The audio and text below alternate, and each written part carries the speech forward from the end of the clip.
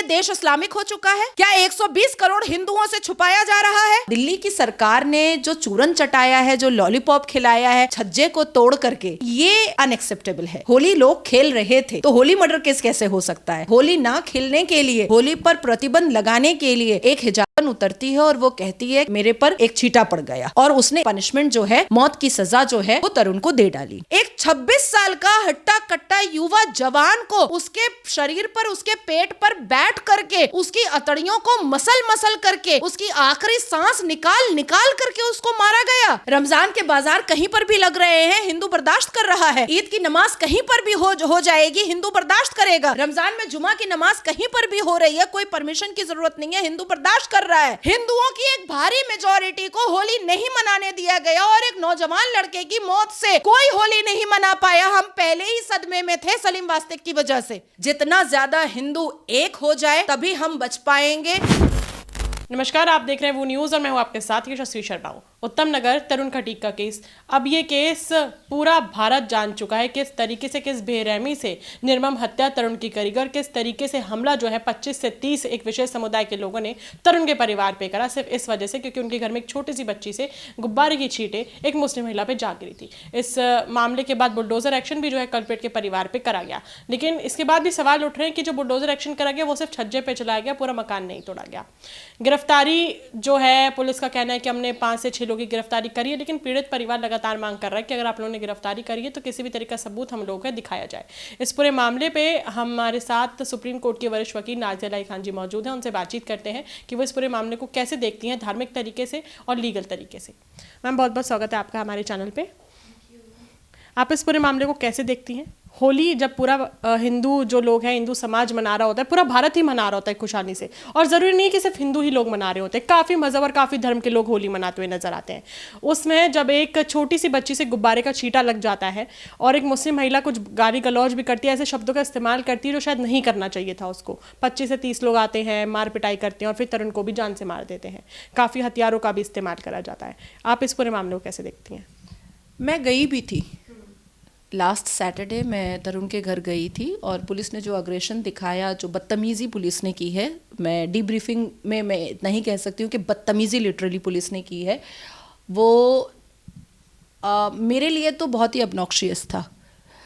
लेकिन ठीक है, it's all right, Delhi police से उससे कुछ एक्सपेक्टेशन भी नहीं रखी जा सकती है। मैं इस पूरे मामले में तरुण होली मर्डर केस तो नहीं देख रही हूँ, मैं इस पूरे मामले में तरुण इस्लामिक मर्डर केस देख रही हूँ।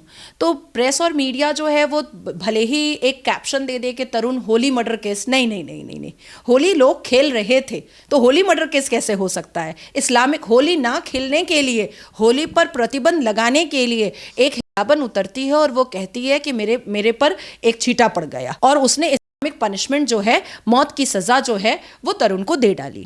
लेकिन दिल्ली की सरकार ने जो चूरन चटाया है, जो लॉलीपॉप खिलाया है छज्जे को तोड़ करके, ये अनएक्सेप्टेबल है, ये बिल्कुल भी अनएक्सेप्टेबल है। दूसरी बात मैं कहना चाहती हूँ कि जब दिल्ली की सरकार को ये बात पता था कि निज़ामुद्दीन के परिवार वाले और सायरा के परिवार वाले ये बाहर का छज्जा और बाहर की बैल्कोनी जो है वो इलीगल बनाए थे, तब उन्होंने पहले क्यों नहीं तोड़ा? जब मामला इतना बड़ा हुआ तब क्यों तोड़ा उन्होंने? इसका मतलब है कि आम आदमी पार्टी की जब सरकार थी तब भी नगर निगम पैसे खा रहा था, और अब जब दिल्ली में भाजपा की सरकार आई है तब भी नगर निगम पैसे तो खा रहा है। इसका मतलब ये होता है, अगर ये अवैध निर्माण टूटा है तो ये पहले क्यों नहीं टूटा? और अगर अवैध निर्माण को अभी तोड़ करके छज्जे को ये दिखाया जा रहा है कि तरुण को इंसाफ मिल गया है, तो इसको इंसाफ नहीं बोला जा सकता है।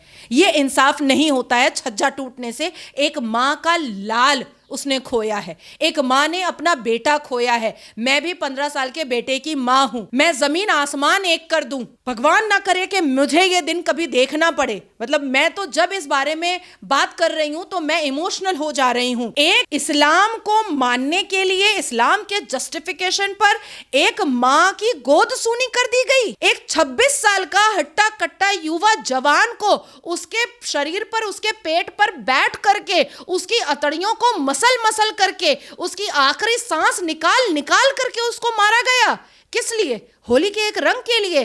क्यों? हिंदू तो अभी बकरीद आएगा तो नदी और तालाब की तरह मासूम जानवरों के खून को बर्दाश्त करेगा। रमजान के बाजार कहीं पर भी लग रहे हैं, हिंदू बर्दाश्त कर रहा है। ईद की नमाज कहीं पर भी हो जाएगी, हिंदू बर्दाश्त करेगा। रमजान में जुमा की नमाज कहीं पर भी हो रही है, कोई परमिशन की जरूरत नहीं है, हिंदू बर्दाश्त कर रहा है। और हिंदू शोभा यात्रा निकालता है तो पत्थर की बारिश होती है।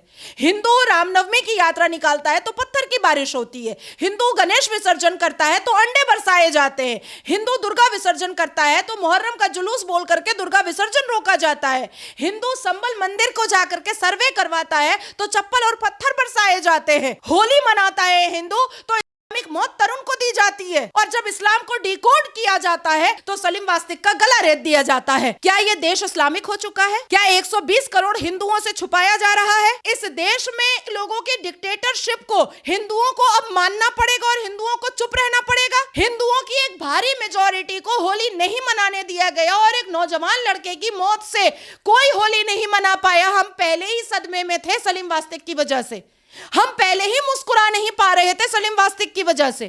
चलो योगी की सरकार में एनकाउंटर हुआ तो दिल को सुकून मिला कि कम से कम एनकाउंटर तो हुआ, एक इंसाफ तो मिला। और उसके बाद फिर तरुण की हत्या, हत्या, और रेखा गुप्ता जी कहां बिजी हैं? वो उसके घर तक नहीं जा पाई। अपने सीएम ऑफिस में बुला करके आप गले लगा रही हैं, तो इससे हम क्या समझ ले कि आपका मदरली नेचर है?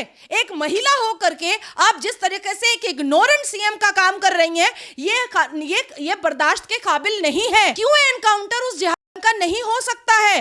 क्यों एनकाउंटर ऐसी हिजाब का करना मुश्किल हो रहा है भारत में? क्या भारत में हिडन तरीके से इस डिक्टेटरशिप को हिंदुओं के ऊपर चलवाया जा रहा है? और जिस तरीके से बेशरम होकर के पुलिस अभी भी उन हिजाबों की सुरक्षा कर रही है, यह साफ समझ में आ रहा है। वो बैठ करके फोन पे और अपना स्कैनर दे करके अब भीख और चंदा उठा रही है और वीडियो बना करके सिंपैथी ग्रैब कर रही है, मुसलमानों को इकट्ठा कर रही है, जिहादी और आतंकियों को इकट्ठा कर रही है। पुलिस क्यों नहीं कार्रवाई कर रहा है? साइबर सेल कौन सा चूरन चाट करके सोया हुआ है कि उसके सोशल मीडिया को ब्लॉक नहीं किया जा रहा है? ये काम अगर अभी हिंदू ने किया होता तो साइबर सेल भी एक्टिव होती, पुलिस भी एक्टिव होती और होली मर्डर केस नहीं लिखा जाता।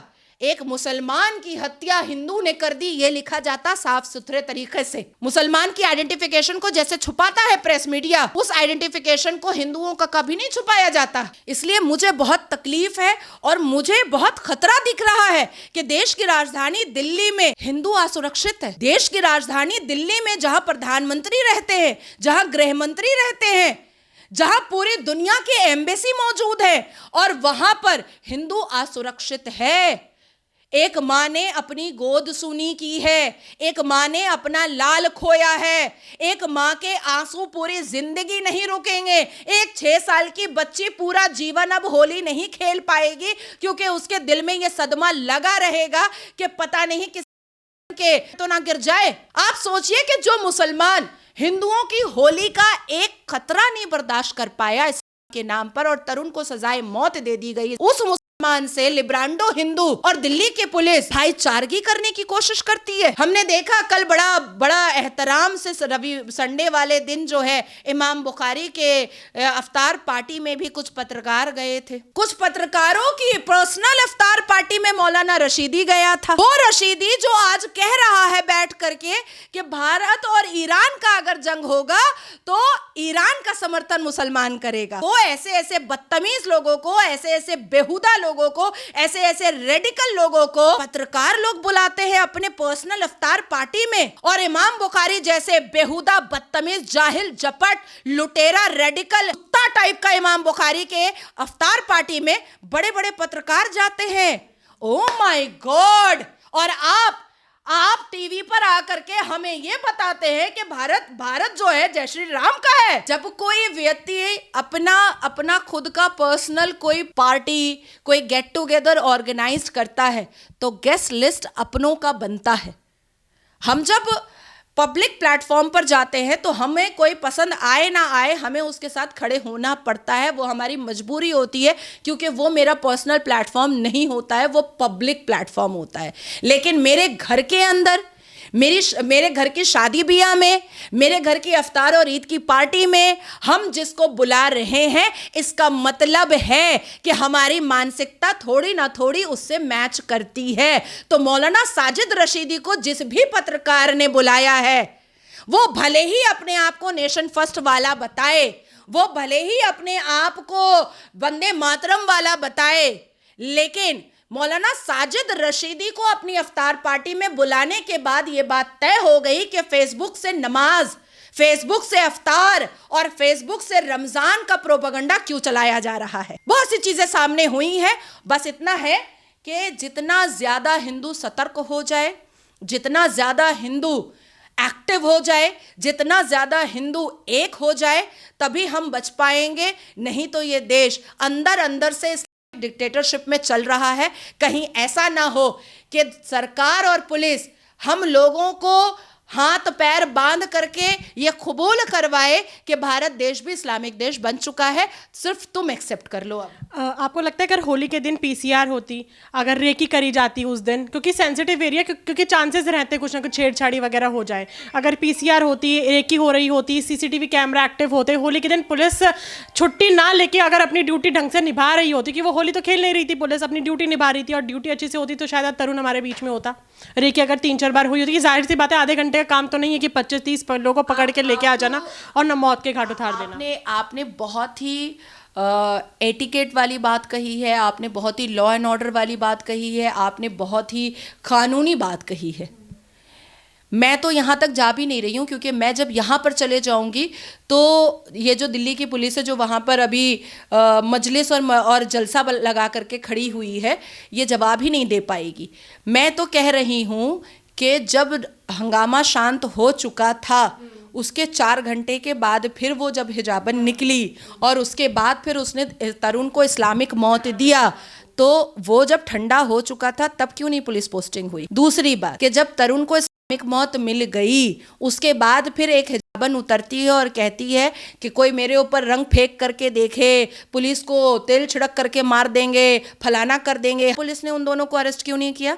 मतलब ये कौन सा लाड प्यार है, ये कौन सी मोहब्बत है? उम्मह वालों से और हिजाबन और जिहादनों से मोहब्बत है तो भाई हमें भी समझ में आ रहा है। ऐसा थोड़ी है कि हम बेवकूफ़ बैठे हैं। अब उस पत्रकार को हमने समझ लिया ना, जिसने साजिद रशीदी को बुलाया था, तो उसी तरीके से हम दिल्ली पुलिस को भी समझ रहे हैं कि किसको सुरक्षा दे रही है और किसको मौत दिलवा रही है। तो समझ हम सब रहे हैं और धीरे धीरे अब हम वोकल भी हो रहे हैं। एक आखिरी सवाल कि छावनी जो है वो विक्टिम फैमिली के घर पे करी गई है, जो कि आप मेरे आपके शायद नज़रिए से भी होगा कि छावनी कल्पित फैमिली के में करनी चाहिए थी। दूसरा सवाल ये है कि जो लोग न्याय की मांग कर रहे हैं, 6 तारीख को जब ये मामला पूरा हुआ तो काफ़ी हिंदू संगठनों ने, आस पड़ोस के लोगों ने चक्का जाम करा और दिल्ली पुलिस ने, हमने वो कवरेज कराया, हम भी उन लोगों के साथ भागे हैं।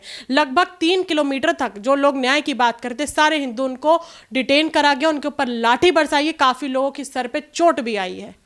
मेरे साथ जो पुलिस ने रवैया किया है वो अगर आपने देखा होता तो आपको लगा होता कि आप यहाँ पर खड़े मत रहिए, चलिए, क्योंकि ये महिला के साथ बहुत बदतमीजी कर रहे हैं। क्योंकि मैंने रुद्राक्ष पहना हुआ है इसलिए दिल्ली पुलिस ने मेरे साथ बदतमीजी कर ली। और मेरे साथ गई कौन थी? साध्वी आस्था माँ। दिल्ली पुलिस ने उनके साथ भी बदतमीजी किया है और हंस रहा था। मैंने टोका है, मेरे पास वीडियो है कि ये देखो एक जो नौजवान मर गया है और ये पुलिस हंस रही है। मैंने टोका है वहाँ पर जो पत्रकार थे उन्होंने भी बोला कि हाँ देखिए मैम कितने बदतमीजी से हंस रहा है। ये बदतमीजी और ये रूड बिहेवियर उन हिजाबनों के साथ नहीं कर रही है, पुलिस नहीं कर रही है, क्योंकि एक अजीब सी उम्फ है, एक अजीब सी मोहब्बत है। नहीं, मोहब्बत है। कौन सा डर पुलिस को वर्दी के बाद? कौन सा डर वर्दी के बाद? जब हम गाउन और कोट पहनते हैं ना तो किसी के बाप की औकात नहीं है कि हमें डरा दे।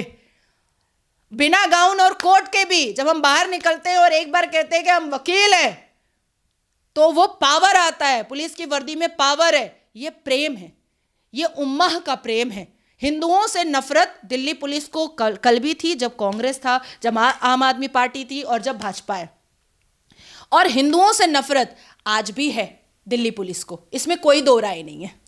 चलिए, इस पूरे मामले पे आपकी क्या राय है मुझे कमेंट बॉक्स में ज़रूर बताइए, और आप किस तरह का एक्शन चाहते हैं कल्पित फैमिली को लेके, 25 से 30 लोगों को लेके और उस जो मुस्लिम महिला थी उसको लेके, मुझे कमेंट बॉक्स में ज़रूर बताइए। अगली बार फिर मिलूंगी आपसे, तब तक ले बने रहिए वो न्यूज़ के साथ। मैं यशस्वी शर्मा, धन्यवाद।